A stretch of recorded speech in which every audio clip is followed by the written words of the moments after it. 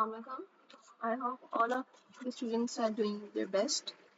So our today's topic is importance of visual aids in communication.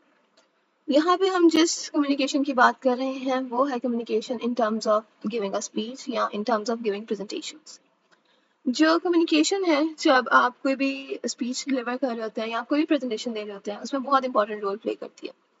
सबसे पहले हम बात करेंगे कि effective communication क्या होती है. इफेक्टिव कम्युनिकेशन वो कम्युनिकेशन है कि जिसके अंदर जो लिसनर्स हैं वो अटेंटिवली आपको सुन रहे हैं और आप अपना पॉइंट उनके सामने इंतहाई नफीस वे में रख सकते हैं और वो आपके पॉइंट को समझ भी रहे हैं. इफेक्टिव कम्युनिकेशन बहुत सारे मामलों में बहुत चैलेंजिंग हो सकती है, लेकिन इसको आसान बनाती है विजुअल्स. विजुअल्स हम किसी भी ऐसी चीज़ को कह रहे हैं जो आप अपनी स्पीच या प्रेजेंटेशन में या मीटिंग में कोई भी फ्लो चार्ट, कोई भी डायग्राम, कोई भी विजुअल थिंग ऐड करते हैं ताकि आप अपने मैसेज को क्लियरली दे सकें. A picture is worth of 1,000 words कि आप एक 1,000 लफ्ज बोलने से बेहतर है कि बंदा एक अच्छी सी पिक्चर प्रेजेंट कर सके. आप पिक्चर का मतलब ये नहीं है, it could be any graph, it could be any flow chart, it could be any diagram. इसका मतलब ये नहीं है कि आपने उस पिक्चर में ढेर सारी चीजें ऐड कर देनी है. उस पिक्चर को जितना आपने सिंपल रख सकते हैं आपने उतना सिंपल रखना है ताकि जो इंडिविजुअल्स हैं वो आपकी बात को बहुत ही गौर से सुन सकें, बहुत अच्छे तरीके से समझ सकें. क्योंकि अगर आप बहुत बम्बार्डमेंट कर देंगे चीज़ों की तो आपकी बात की क्लियरली समझ नहीं आएगी. विजुअल्स इसलिए बहुत इंपॉर्टेंट रोल प्ले करते हैं.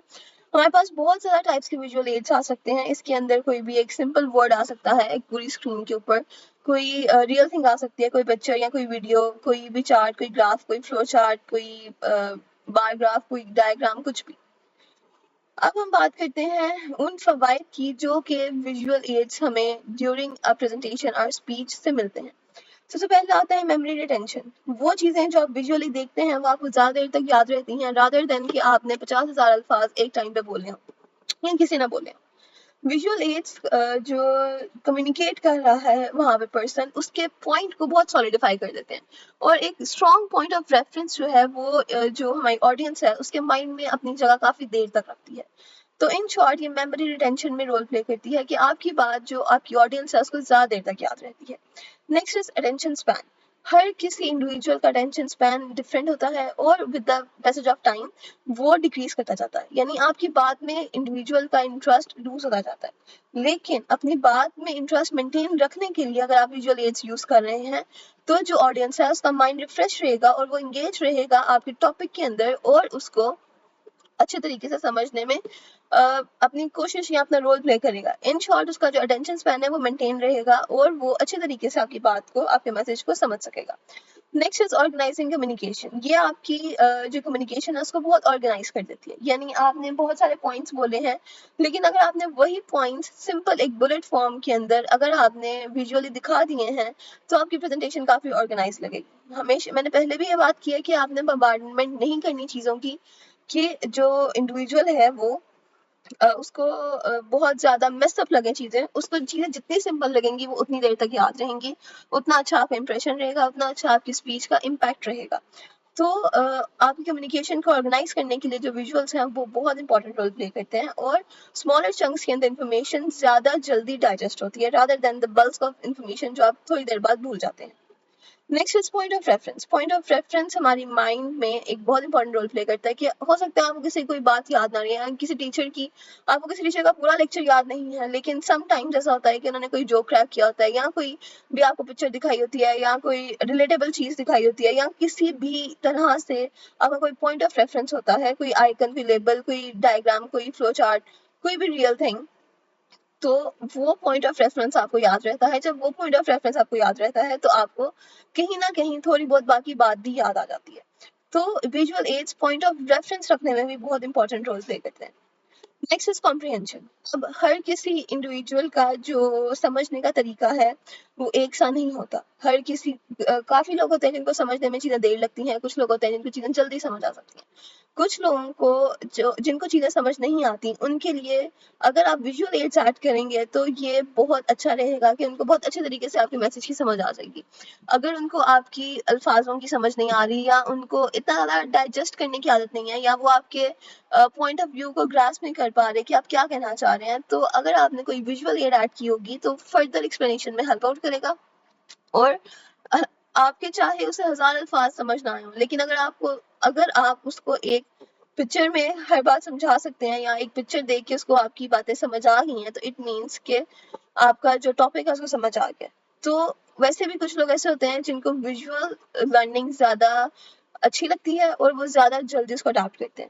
यूजुअली हमारे अराउंड विजुअल लर्नर्स ज़्यादा होते हैं, क्योंकि आपको चीज़ें देख के याद रहती हैं और वो आपकी मेमोरी में सेव रहती हैं, rather than the audio aids के जिसको सुन सुन के आप बोर हो जाते हैं। Visual aids are more helpful और ये आपको मिसकॉन्सेप्शन से बचाती है। Nowadays very important presentations can be made on PowerPoint। तो PowerPoint आपको पिक्चर्स ऐड करने का भी मौका देता है और इसके अलावा आपकी बात को बहुत अच्छे तरीके से प्रेजेंट करने में भी हेल्प करता है। बिफोर द पावर पॉइंट लोग अपनी बात को रियल ऑब्जेक्ट्स या रियल जो विजुअल एड्स थे उससे एक्सप्लेन करते थे, क्योंकि लोग तब भी विजुअल एड्स यूज करते थे, लेकिन तब विजुअल एड्स रियल ऑब्जेक्ट्स होती थी। कोई ड्राइंग आप ब्लैक बोर्ड पे बना सकते हैं, या अगर बच्चे हैं उनको आप कुछ पढ़ा रहे हैं तो आप रियल ऑब्जेक्ट्स यूज करते हैं ताकि आपका जो मैसेज है वो अच्छे तरीके से पहुंच सके और जो ऑडियंस है वो प्लेयर फील करे आपकी लर्निंग में, आपकी लर्निंग से वो बोर ना हो, कि जो आप पॉइंट ऑफ व्यू बता रहे हैं वो उनको अच्छे तरीके से समझ आए। और प्रोफेशनल्स के लिए मिसकॉन्सेप्शन अवॉइड करने के लिए और इसके अलावा इफेक्टिव प्रेजेंटेशन और इफेक्टिव कम्युनिकेशन स्किल्स के लिए आपकी जो विजुअल एड्स है वो बहुत जरूरी है। आपने देखा होगा जो हैंड जेस्चर्स होते हैं वो भी लोग काफी ज्यादा यूज करते हैं अपनी प्रेजेंटेशंस में। अगर आपने फेमस सेलिब्रिटीज को देखा हो तो आप देखेंगे कि वो जब बात कर रहे होते हैं, they are giving the hand gestures, they are looking here and there, they are also having they also show a very controlled movement of their hands, if you have noticed। तो आप नोटिस करेंगे कि एक तरह से वो भी visual add ही है कि वो अपने हैंड से ऑब्जेक्टिफाई कर रहे हैं चीज़ों को, कि जब वो अपने हाथ मूव कर रहे हैं उनकी बॉडी लैंग्वेज शो हो रही है, तो आप ज़्यादा इंटरेस्टेड रहते हैं उनकी बात सुनने में, बजाय इसके कोई ऐसा इंडिविजुअल वो आपके सामने बोल रहा है और वो बोल ही जा रहा है and he is not giving any hand gesture or he is not using any expression, तो यहाँ उसकी टोन चेंज नहीं हो रही, तो आपको उसकी इन्फॉर्मेशन, उसकी कोई भी जो लेक्चर है चाहे वो जितना मर्जी अच्छा हो, आपको बहुत बोरिंग लगेगा। This is because visuals are important and this is because you can also use hand gestures to uh, to classify the things। तो hand gestures also play a very important role in effective communication. और बाकी visual aids का मैंने आपको बता दिया। I hope this point is clear to you कि why visual aids are important in communication. So next time you give your presentation or you give any speech, make sure to add visuals, but do not bombard them.